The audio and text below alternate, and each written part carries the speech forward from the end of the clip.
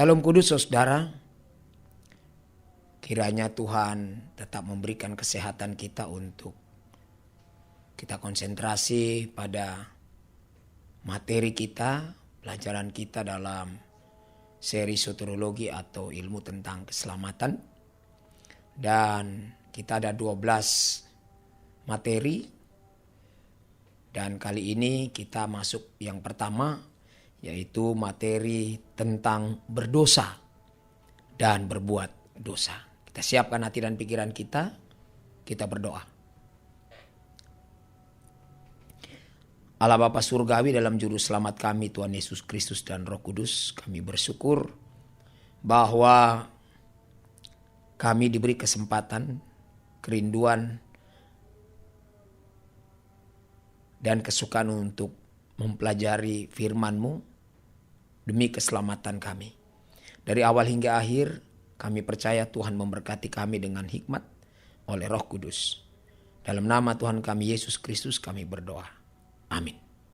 Saudara-saudara, banyak orang memahami bahwa berdosa dan berbuat dosa adalah hal yang sama. Sehingga muncul pemahaman bahwa seseorang jadi berdosa karena berbuat dosa. Namun apakah demikian menurut doktrin kebenaran dalam Alkitab? Mari kita melihat firman Tuhan dalam Mazmur 51 ayat 7. Mazmur 51 ayat 7 saya bacakan. Sesungguhnya dalam kesalahan aku diperanakkan, dalam dosa aku dikandung ibuku. Sesungguhnya dalam kesalahan aku diperanakkan, dalam dosa aku dikandung ibuku. Daud menuliskan bagian ini, tentu kita paham benar secara logika. Tidak mungkin seorang anak dalam kandungan berbuat dosa. Diperanakkan dalam kandungan, di dalam kesalahan dan di dalam dosa. Ini menunjukkan bukan Daud berbuat dosa di dalam kandungan. Apa yang dilakukannya? Tidak mungkin perbuatan dosa. Yang dimaksudkannya adalah ia telah berdosa sebelum berbuat dosa. Ini berarti mengungkapkan bahwa seseorang jadi berdosa bukan karena berbuat dosa.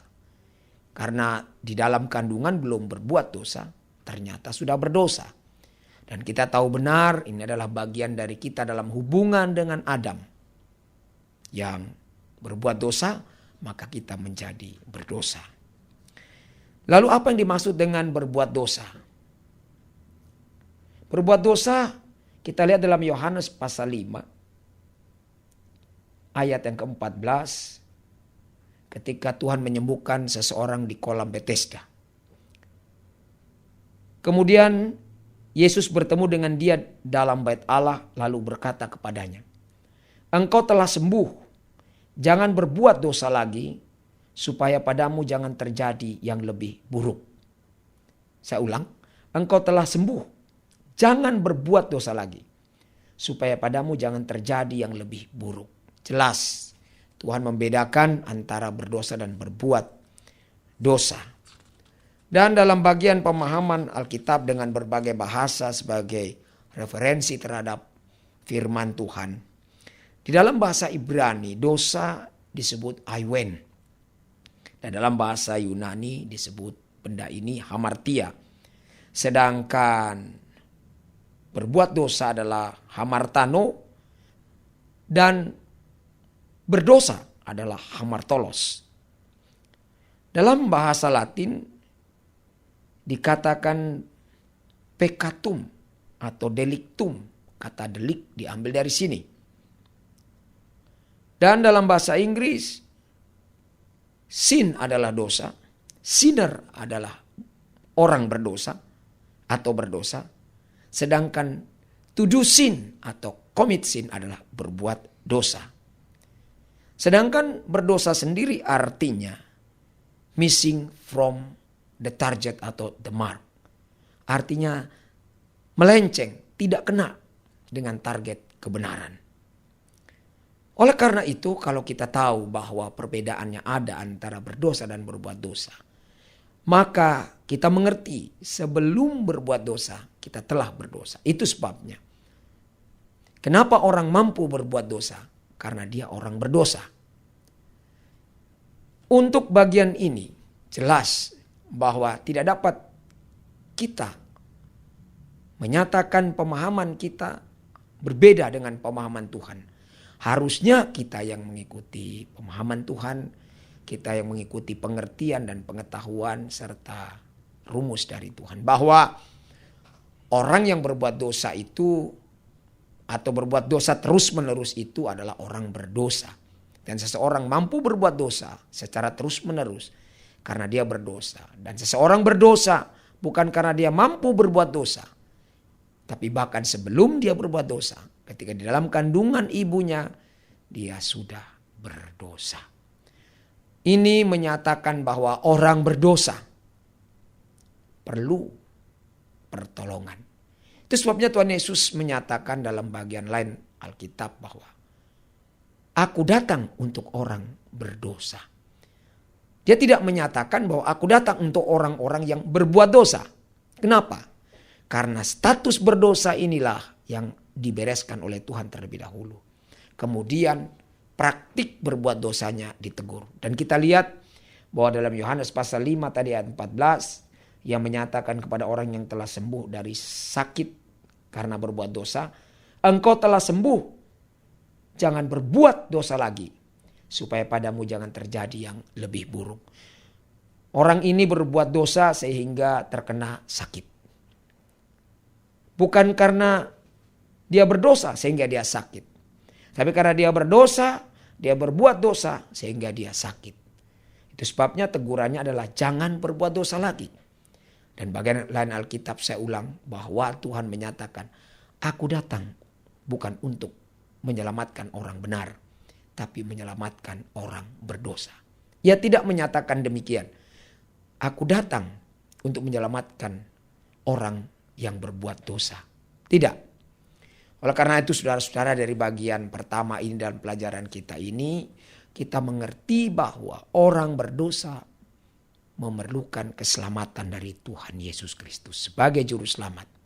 Dan ia menyatakan ia datang untuk menyelamatkan orang-orang yang berdosa. Dia tidak menyatakan untuk orang-orang yang berbuat dosa. Apa kesimpulan dari materi ini, pelajaran ini? Bahwa kita berdosa bukan karena berbuat dosa. Justru kita berbuat dosa secara terus-menerus kalau kita berdosa. Karena itu Tuhan menyelesaikan intinya dari dalam, yaitu dari dalam kandungan kita berdosa. Maka dari posisi seperti itulah Tuhan ingin menyelesaikan, merubah status berdosa menjadi kudus, menjadi benar dan tertebus. Dan kita mengerti yang kedua adalah dari kesimpulan ini. Berdosa adalah status, berbuat dosa adalah praktik. Praktik terjadi karena status, bukan status terjadi karena praktik. Itu sebabnya berbeda pengungkapan pendosa dengan pembuat dosa. Pelaku dosa. Pelaku dosa adalah orang-orang yang berbuat dosa. Sedangkan pendosa itu terjemahan dari bahasa Inggris yaitu sinner, orang berdosa. Disinilah penerapan yang perlu kita terapkan bagi diri kita adalah kita paham benar. Sejak dalam kandungan, jika sekarang kita belum diselamatkan, maka dulu kita adalah orang berdosa. Sejak dalam kandungan, status itu melengket pada kita, lekat pada kita sebagai status bawaan. Dan merupakan sebuah status yang telah diberikan sejak di dalam kandungan sebelum berbuat dosa. Setelah kita lahir, kita berbuat dosa. Karena kemampuan natural itu, kemampuan natur itu membuat kita mampu berbuat dosa.